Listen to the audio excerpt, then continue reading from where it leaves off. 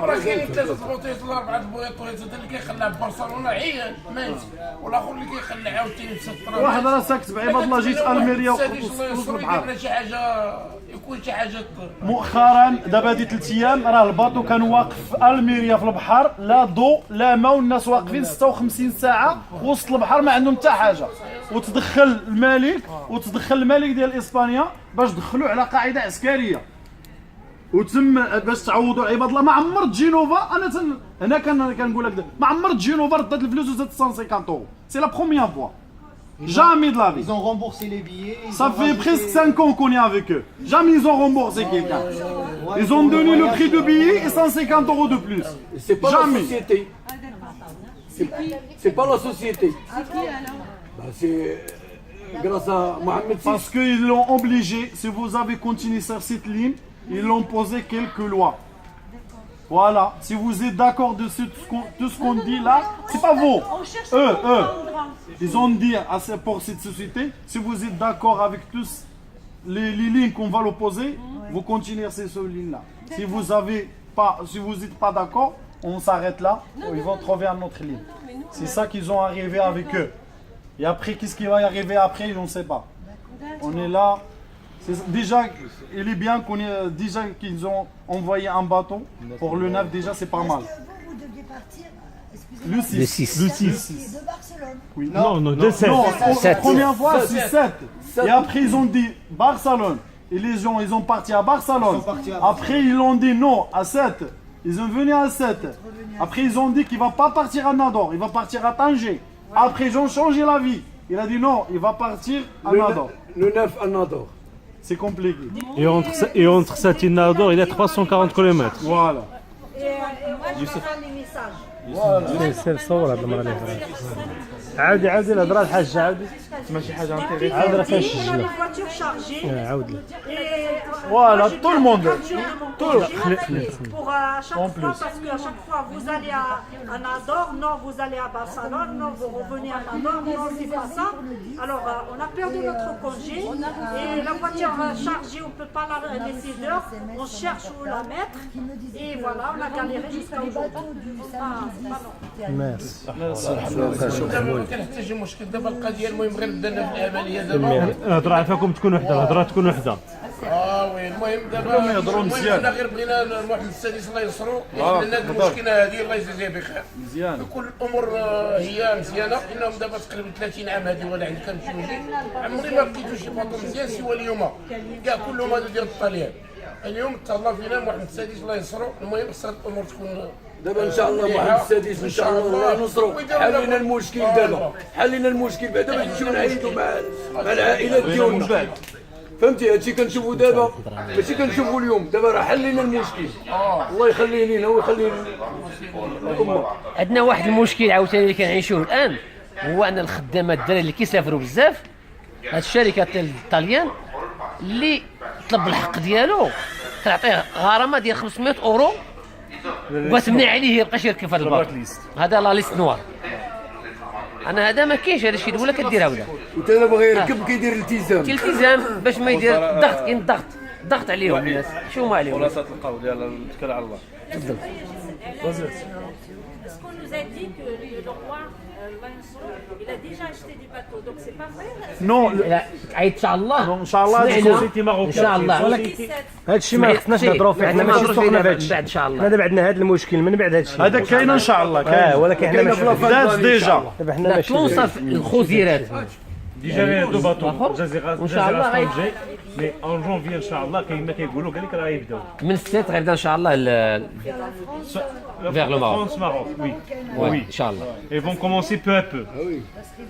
C'est déjà il y en a déjà deux bateaux.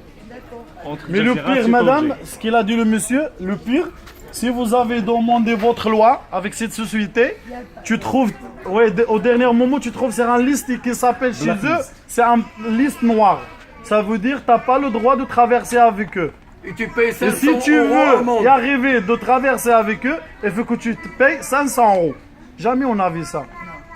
Le plus cher traverse de le monde entier, c'est ce traverse-là. Il arrive, des fois, tu peux prendre la voiture à 7 jusqu'au Maroc à 1000-1200 euros. Et si tu veux prendre un bateau 15 jours, avec tout ce compris dedans, tu le trouves à 700 €, 800 €. Et là, tu as 12 jours, ou un jour 36 heures, ou 32 heures, tu le paies à 1200 €, 1300 €, des fois 1500 € il est arrivé ce prix-là. C'est le plus cher. Là, moi, je pris le bateau à 800 et quelques euros. En période calme quand même. Et tu payes 800 et quelques. Koulali simple.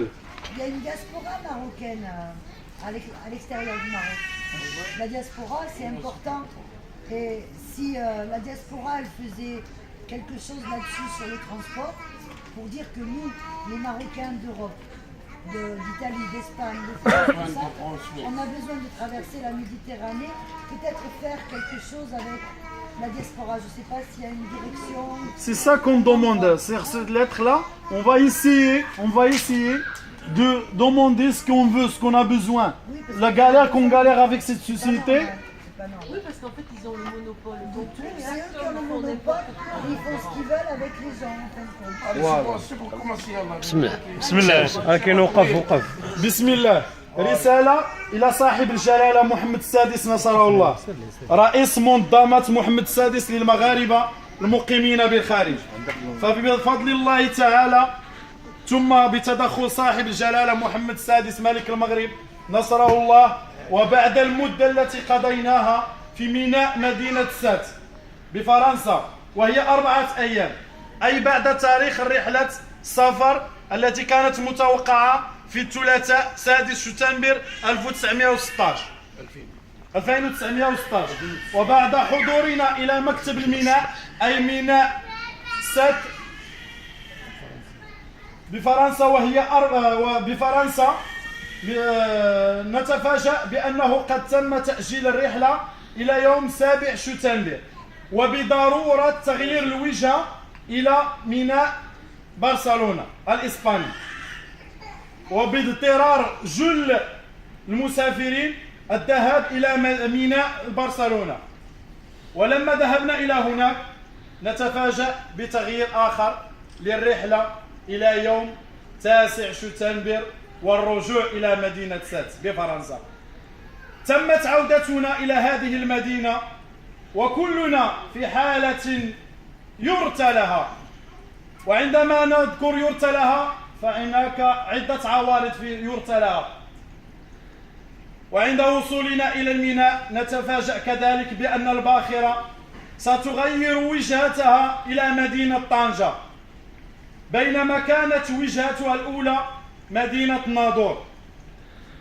وبعد تدخل أبونا أمير المؤمنين صاحب الجلالة نصره الله ملك المغرب حامي حمى الملة والدين، نتفاجأ مع التهميشات التي عشناها مع هذه الشركة 4 سنوات، والتي تتمثل في عدة أشياء نذكر منها بعض الأشياء التي عانيناها مع هذه الشركة، وذلك تتمثل في ارتفاع المفاجئ لأثمنة التذاكر المبالغ فيها بدون مبالاة، وتغيير تواريخ المفاجئة للرحلات، تغيير المفاجئ للرحلات، والمعاملات السيئة التي نتلقاها ويتلقاها المسافرون المغاربة المقيمين بالخارج.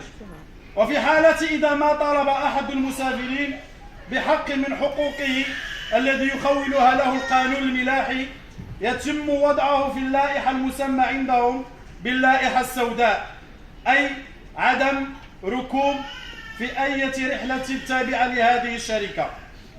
وبعد الالتفاتة السامية لصاحب الجلالة الملك نصره الله أدام الله عزه وأطال في عمره، تم إكمال الرحلة إلى مدينة ناظور، وحسن المعاملة المفاجئة من طرف الشركة، وبفضل الله سنقضي عيد الأضحى المبارك في وطننا ومع عائلاتنا إن شاء الله. والسلام عليكم ورحمة الله تعالى وبركاته. عاش مليك، عاش مليك، عاش مليك، الله ينصر سيدنا، الله ينصر سيدنا.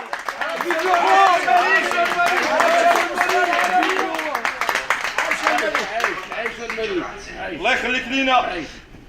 Vive le roi. Allez, coupez. Coupé.